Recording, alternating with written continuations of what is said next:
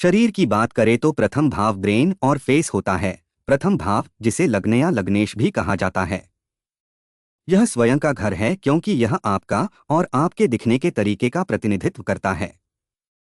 मूल रूप से आपका शारीरिक व्यक्तित्व, जिसमें शारीरिक रूप, स्वभाव, शारीरिक ढांचा, बचपन, स्वास्थ्य, अहंकार और स्वयं के प्रति उनकी भावना शामिल होती है। दूसरा घर शरीर के अंगों जैसे गर्दन, जीभ, दांत, आंखें, मुंह, नाक और अन्य को नियंत्रित करता है। साथ ही दूसरा भाव केवल भौतिक संपत्ति को ही सीमित नहीं करता है, इसमें किसी की आवाज जैसी अमूर्त चीजें भी शामिल हैं। थर्ड हाउस में अंगों में हाथ, भुजाएं, कंधे, कॉलर की हड्डियां, फेफड़े और तंत्रिका तंत्र शामिल हैं। तंत्रिका तंत्र में असंतुलन, श्वसन नलिका की समस्याएं, कंधे में दर्द, कॉलर हड्डी में फ्रैक्चर और निष्पक्ष बहरापन। इस तरह की समस्याएं मुख्य रूप से आपकी जन्म कुंडली में कमजोर तीसरे घर के कारण उत्पन्न होती हैं। फोर्थ हाउस में यह आपके चेस्ट, छाती, दिल, घरों के साथ साथ आपकी जड़ों, जमीन, अचल संपत्ति के मामलों, वाहनों और आपकी मां के साथ आपके संबंधों पर भी शासन करता है। वैदिक ज्योतिष में इस भाव को बंधु भाव भी कहा जाता है क्योंकि यह व्यक्ति के घरेलू सुख से काफी जुड़ा होता है। पांचवा घर, जिसे पुत्र भाव भी कहा जाता है, नाभि, पेट का ऊपरी भाग, रचनात्मकता, चंचलता, खुशी, आनंद और रोमांस का घर है। यह आपकी मानसिक बुद्धिमत्ता, सृजन और नवप्रवर्तन की आपकी क्षमता का प्रतीक है। पांचवा घर सिंह की ऊर्जा से मेल खाता है, जो राशि चक्र में पांचवी राशि है। चूंकि बृहस्पति इस घर का प्रतीक है, जो भाग्य, सौभाग्य, शिक्षा और आशावाद से भी संबंधित है। छठे भाव को बड़ी आठ, पाचन, अरि भाव के नाम से भी जाना जाता है। अरि का अर्थ है शत्रु और इसलिए यह भाव ऋण, बाधाओं, शत्रुओं और कठिनाइयों से भी संबंधित है। हालांकि जिस व्यक्ति की जन्म कुंडली में राहु छठे घर में बैठा हो, उसे हराना लगभग असंभव है। यह तुला ऊर्जा से मेल खाता है। सेवंथ हाउस पेट के नीचे की जगह है और आपके जीवनसाथी साथी का घर है। यह व्यावसायिक साझेदारी सहित सभी प्रकार की साझेदारियों का भी घर है और यह आपके रिश्तों, आपके द्वारा बनाई गई साझेदारियों के अंधेरे पक्ष से भी संबंधित है। सातवें घर में भ्रमण करने वाले ग्रह आपको सौदों को पूरा करने, अनुबंधों पर हस्ताक्षर करके बांड सुरक्षित करने और चीजों को आधिकारिक बनाने में मदद करते हैं। आठवां घर सेक्स ऑर्गन, प्रजनन अंग, मृत्यु, दीर्घायु और लॉटरी जैसी अचानक घटनाओं पर शासन करता है। इसका संबंध धन से भी है। अचानक हानि, लाभ, संपत्तियों का हिस्सा आठवें घर के दायरे में आता है।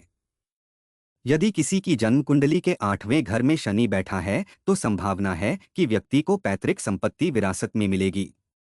इससे प्रभावित व्यक्ति को अवसाद, पुरानी बीमारी, दुख, मानसिक शांति की कमी, कारावास आदि हो सकता है। आठवें घर के जातक के पास मजबूत सहज ज्ञान युक्त कौशल होना चाहिए और ऐसे लोग मनोविज्ञान, ज्योतिष, गणित और असाधारण गतिविधियों के क्षेत्र में भी महारत हासिल कर सकते हैं। नाइन्थ हाउस इस घर में शरीर के विभिन्न अंग हैं, जैसे जांघें, जांघ की हड्डियां, अस्थि मज्जा, बायां पैर और धमनी प्रणाली। सत्य, सिद्धांत, सपने और अंतर्ज्ञान सभी नौवें घर को परिभाषित करते हैं। चूंकि इस घर को वैदिक ज्योतिष में धर्म भाव के रूप में भी जाना जाता है, यह आपकी धार्मिक प्रवृत्ति, आवर्जन, अच्छे कर्म, धर्म, नैतिकता, उच्च शिक्षा, अच्छे कर्मों और दान के प्रति झुकाव से संबंधित है। नौवां घर धनु ऊर्जा से मेल खाता है, जो बृहस्पति द्वारा चिह्नित है, जो इस घर को भाग्य और एहसान का घर बनाता है।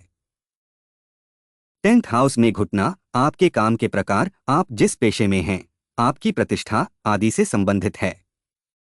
आपके व्यवसाय का क्षेत्र इस घर में ग्रहों की स्थिति से परिभाषित होता है। यह घर मकर राशि की ऊर्जा से मेल खाता है और शनि द्वारा शासित है।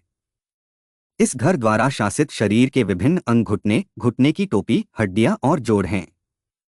वैदिक ज्योतिष में 10वें घर के कमजोर होने से स्वास्थ्य संबंधी समस्याएं जैसे घुटनों का टूटना, जोड़ों में सूजन, शरीर में कमजोरी और त्वचा की एलर्जी आदि हो सकती हैं।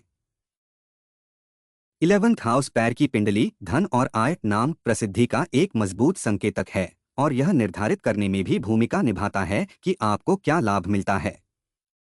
वैदिक ज्योतिष में 11वां घर आपके सामाजिक दायरे, आपके दोस्तों, परिचितों, आपके शुभचिंतकों और आपके बड़े भाई के साथ आपके रिश्ते को नियंत्रित करता है। यह भाव शरीर के जिन अंगों को नियंत्रित करता है उनमें टखना, दाहिना पैर, पिंडली की हड्डी, बायां कान और बायां हाथ शामिल हैं। जिन जातकों की कुंडली में 11वां घर कमजोर होता है, उन्हें रक्त की कम उत्पादकता, पैरों में दर्द, शरीर के निचले हिस्से में फ्रैक्चर आदि समस्याओं का सामना करना पड़ सकता है।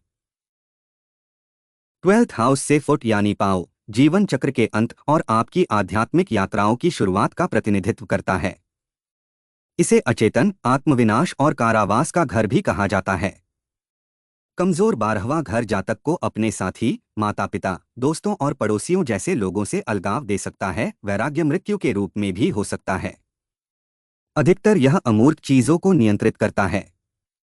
अंतर्ज्ञान, सपने, रहस्य और भावनाएं जैसी चीजें, क्योंकि यह घर मीन ऊर्जा से मेल खाता है और नेपच्यून ग्रह द्वारा शासित है।